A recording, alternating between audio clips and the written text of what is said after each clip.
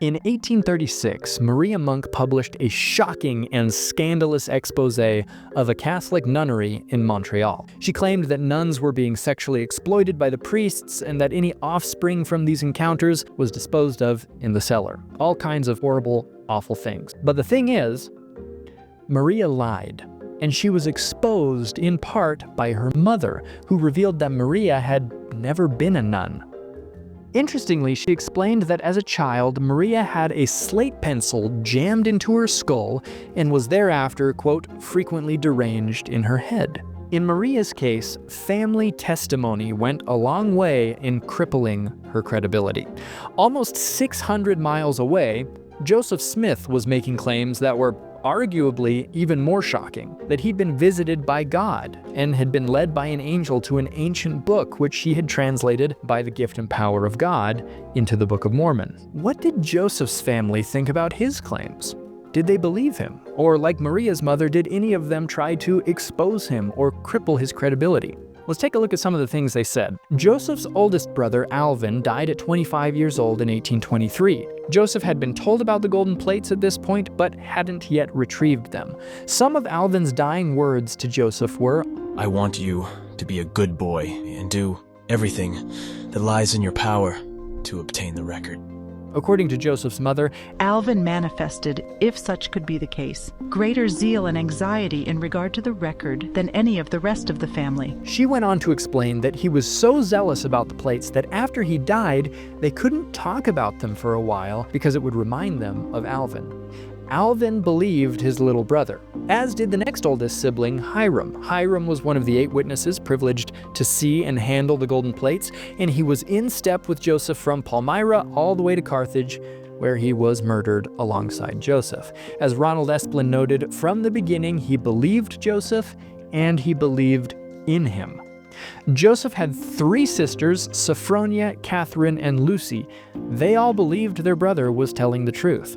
A missionary visited the sisters in 1856 and afterwards wrote in a private letter, "They testified that they knew that their brother Joseph was a prophet of God." After Sophronia died, her obituary read that she was ever ready to bear her testimony to the truth of the work. Catherine's grandson remembered her saying that she had hefted those plates while covered and found them very heavy like gold, and also rippled her fingers up the edge of the plates and felt that they were separate metal plates and heard the tinkle of sound that they made. A few years before her death, Catherine wrote, "I desire before I pass away to place my testimony on record. I have been a member of this church ever since its first organization. I can testify to the fact of the coming forth of the Book of Mormon, and also to its truth. While I can, I will bear my testimony to the truth of the latter-day work. I know that it is true." Joseph's brother William recalled, "Knowing that Joseph was very young, that he had not enjoyed the advantages of a common education, and knowing too his whole character and disposition, they were convinced that he was totally incapable of arising before his aged parents, his brothers and sisters, and so solemnly giving utterance to anything but the truth. All of us, therefore, believed him." On another occasion, he added, "All believed it was true. Father, mother, brothers, and sisters. You can tell what a child is. Parents know whether their children are truthful or not. Father knew his child was telling the truth." After Joseph brought the covered plates home for the first time, William remembered, "We handled them and could tell what they were. They were not quite as large as this Bible, could tell whether they were round or square, could raise the leaves this way. One could easily tell that they were not stone, hewn out to deceive, or even a block of wood." Joseph's brother Samuel was another one of the 8 witnesses. He served 6 missions for the church. His efforts actually led to the baptism of Brigham Young. Samuel gave Brigham's brother Phineas his first Book of Mormon and told him, "I know the book to be a revelation from God, translated by the gift and power of the Holy Ghost, and that my brother Joseph Smith Jr. is a prophet, seer, and revelator." Tragically, Samuel got sick and died only about 1 month after Joseph and Hiram were killed. Samuel believed his older brother, and he was all in.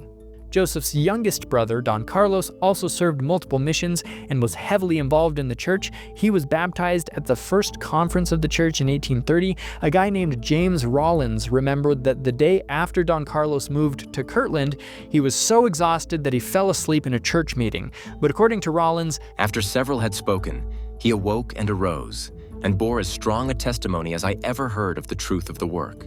Don Carlos died young at 25 years old in 1841. In life, he was also all in.